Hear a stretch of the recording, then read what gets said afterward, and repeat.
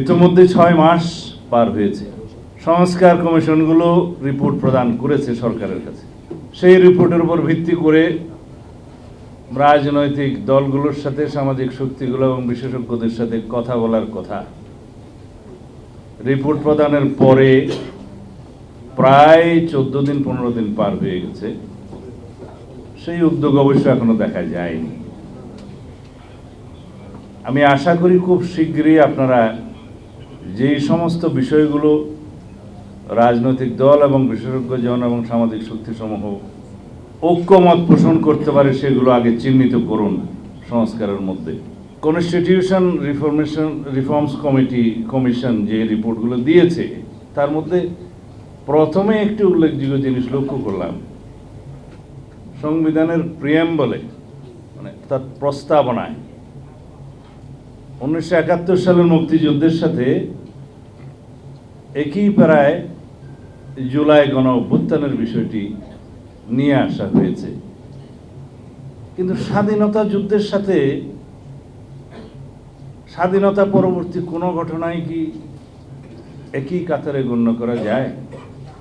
এটা বিবেচনায় আনতে হবে। জুলাই ঘোষণাপত্র, বৈষম্য বিরোধী ছাত্র আন্দোলন এবং গণ অধিকার পরিষদ, জাতীয় নাগরিক কমিটি, বৈষম্য বিরোধী ছাত্র আন্দোলন এবং জাতীয় নাগরিক কমিটির পক্ষ থেকে জুলাই ঘোষণাপত্র দেওয়ার জন্য তারা কর্মসূচি দিয়েছিলেন। পরবর্তীতে সরকারের মধ্যস্থতায় রাজনৈতিক দলসমূহের সাথে আলোচনার একটা ব্যবস্থা করা হয়েছে। এখানে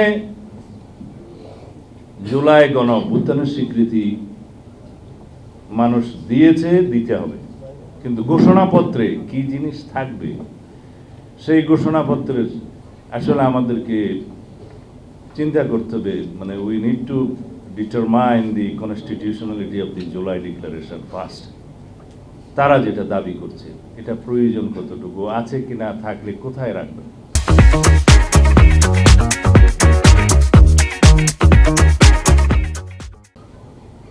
প্রিয়াম্বল নাকি শিডিউল কোথায়? যখন ট্রানজিশনাল পিরিয়ড থাকে, যখন কোনো কনস্টিটিউশন কার্যকর থাকে না, যখন স্বাধীনতা যুদ্ধের মতো পরিস্থিতিতে নতুন রাষ্ট্র জন্ম হয়, বিনির্মাণ হয়, পরবর্তীতে কনস্টিটিউশন বিনির্মাণের আগ পর্যন্ত সেই সময়গুলোকে ক্রান্তিকালীন বা ট্রানজিশনাল পিরিয়ড বলা হয়। আবার যখন সংবিধান স্থগিত থাকে, সেই সংবিধান পুনরুজ্জীবিত না হওয়া পর্যন্ত যে সমস্ত ঘোষণা দিয়ে, অর্ডার্স দিয়ে, প্রোক্লেমেশন দিয়ে রাষ্ট্র পরিচালনা করা হয় সেগুলো ট্রানজিশনাল এবং ইমার্জেন্সি এই প্রভিশনস হিসেবে ধরা হয়। এগুলো সবগুলোর জায়গা থাকে ঐতিহ্যগতভাবে, কনভেনশনালি অ্যান্ড ট্রেডিশনালি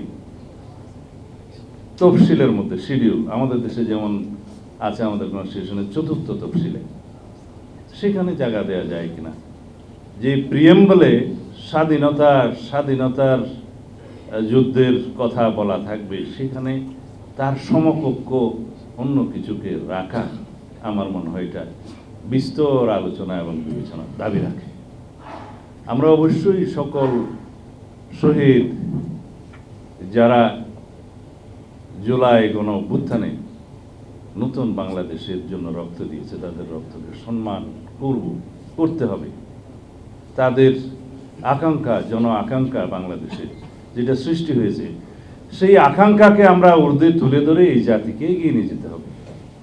এবং এই ফ্যাসিবাদ বিরোধী যে জাতীয় ঐক্য গঠিত হয়েছে, সৃষ্টি হয়েছে, সেটাকে আমরা যতদিন ধরে রাখতে পারি ততদিনই ফ্যাসিবাদ এই দেশে জন্ম নেবে না।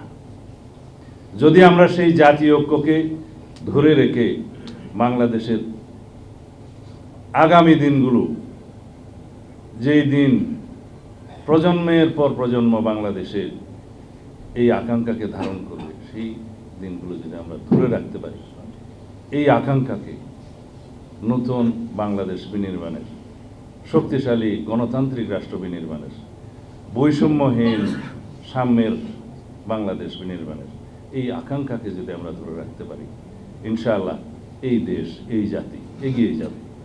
সুতরাং আমাদের জন্য ফরজ, এই জাতির জন্য ফরজ যে আমরা জুলাই গণঅভ্যুত্থানের মানুষের মধ্যে সৃষ্ট যে আকাঙ্ক্ষা নিয়ে আমাদের সন্তানরা শহীদ হয়েছে সেটাকে ধরে রাখবো এবং এটাকে এই ফেসিবাদ বিরোধী জাতীয় ঐক্যকে আমাদের ধরে রাখতে হবে।